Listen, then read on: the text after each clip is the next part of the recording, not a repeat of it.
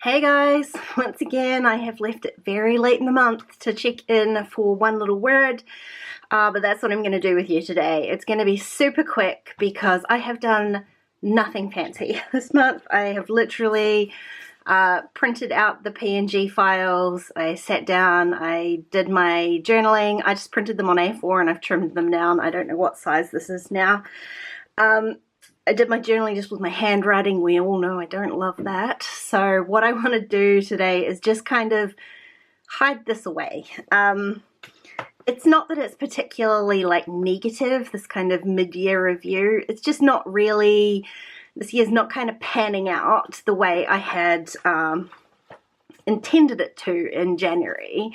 And so I've got some points to work on and some other stuff going on that's just kind of, I don't want to see this. So what I'm going to do is just create a hiding place in my album. I'm just going to create a little envelope, and that's really all I'm going to share with you today.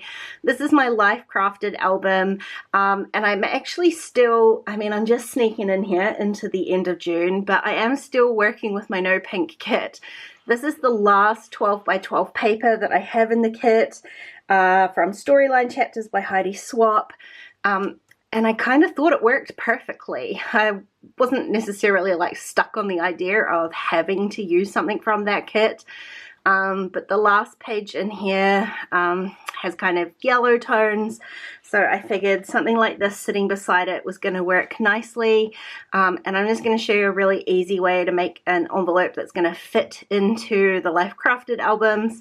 I'm not using a silhouette, although to be fair, that would be just even quicker and easier. I'm just going to use my paper, a scoreboard, and some tape. And that's about it. So let's get started.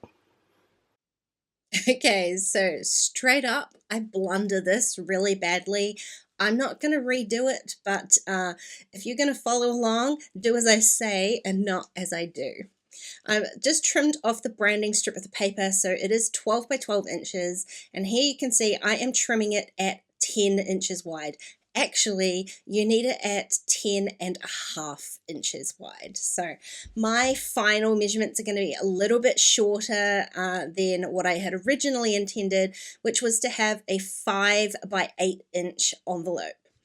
So when you've got your 10.5 inch paper, you need to score that so that it is 2.5 inches on one side and 3 inches on the other side.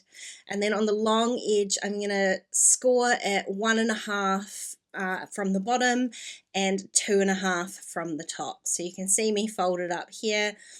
Still haven't realized that this is where my blunder is, but if I had folded that over, you would see that there was no overlap. Yours, however, if you follow my voice instructions, will have an overlap for adhering it together, and you can just carry on with this as normal. So all I'm doing is using those score lines as a guide, and I'm going to trim out the 4 corners of the paper. I am trimming on the inside of those score edges so that the paper sort of stays flat. If you if you cut in the middle of those score lines or on the outside of them, the paper has a little bumpy kind of edge. So here we go. Here's, you can see. Oh no, Diane, what have you done? It's just been one of those weeks, guys. Like I said, I'm not going to start again. I'm just going to adapt, although I can't quite think at the moment. I'm panicking. All I need to do is score this paper 1 inch, about a half inch in from where I did it. So my final envelope is going to end up being 4.5 inches by 8, and you can see it has that little overlap to adhere that. So all I needed to do, it wasn't a huge fix, just score a half inch in again and then retrim these little pieces out. It does mean that my final envelope has an extra little score line down here. Whoops. You can barely see it on camera. You can barely see it in real life. So should these things happen to you, never fear. There's always a solution for it. I'm going to round the corners on my bottom and top flaps. But what I want to do is just adhere this all together before I go ahead and punch the holes. Now, before I adhere it, I just want to trim a little bit out of the top of these flaps just to make it a little bit easier to put the envelope in.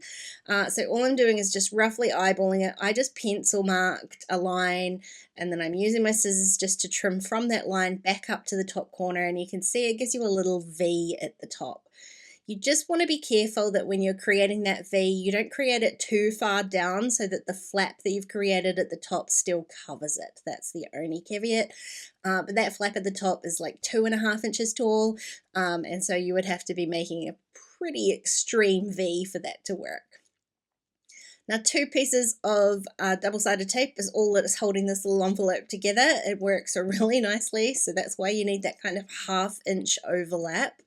But to adhere this into my album, I had 2 choices because I have made this slightly shorter now. Citrus Twist sells these kind of adhesive strips with holes in them that you could use to attach it. I, however, am just going to go ahead and punch some holes. So I used my page protector to line up where the holes are going to be, and I just marked that with a pencil. And then I'm using my crocodile because that's what was out on my desk. I'm going to use that in just a second, and I'm punching those 6 holes. Now, when you fold that flap over, it covers up those holes. This is intentional. I'm going to just fold that over to make sure I can get those holes in the right place. So now I've got 2 holes in my flap. And so make sure that that goes around the rings. You just need to cut 2 little slits from the outside into the holes. And so you can see it still opens and shuts, but it is nice and secure in the album. Now I've gone away and found some cardstock. I could not find a deep green to match this paper anywhere in my huge stash. I mean, you can kind of understand why, right? I'm not going to have a whole lot of green in my stash. So in the end, I've gone for this tealy colored blue, and I have just punched a couple of, I think they're about 1-inch circles just with my circle punch. And then I have roughly punched a circle out of the middle of those. So I have 2 little ring reinforcers. Then I've lined this up onto the flap of my envelope, punched another hole through there, and then I'm using a little eyelet just to attach that. Now the trick here is you don't want to attach that eyelet too securely. It does kind of help if it's a little bit looser because we're going to attach some thread under there. My second little eyelet, however, is a little bit more of a pest. So I don't have an extended crocodile thing, so I'm sort of limited to where I can place those holes. So what I'm going to do is not add a hole at all. I have added an eyelet onto that paper circle, and then I'm going to adhere the circle onto my envelope just with some glue. This works fine. You do just have to be a little bit patient and let the glue dry before you move on with the next step. Spoiler alert, I'm not patient. You can see I threaded some twine around the top, underneath the top paper circle, just tied a knot, and the other end I'm leaving loose, but you do need to let this bottom circle dry. And so if you don't make as many mistakes as me, that's a really simple process. I'm just going to fold my notes up so that they fit in here. Nothing fancy. They don't fit tall. So I'm just going to fold them up letter style and pop them in. Oops. My glue is still a bit wet, so I'm just going to be a little bit careful with it. So I think I've lifted it already. So patience, my friends, patience.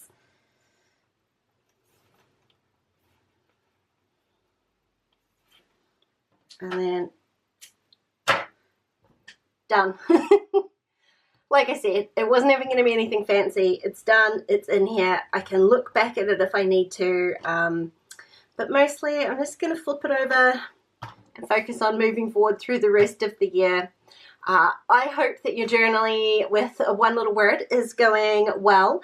Better than mine maybe. And if you have any questions about what you've seen, let me know. Sorry if I didn't explain it properly.